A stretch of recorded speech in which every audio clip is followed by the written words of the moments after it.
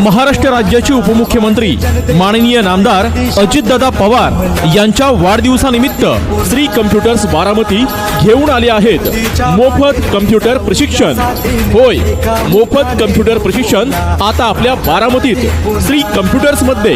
या मोफत कम्प्युटर प्रशिक्षणात आपण शिकाल मराठी आणि English typing, tally, ERP 9, GST तसेच MS ऑफिस आणि DTP।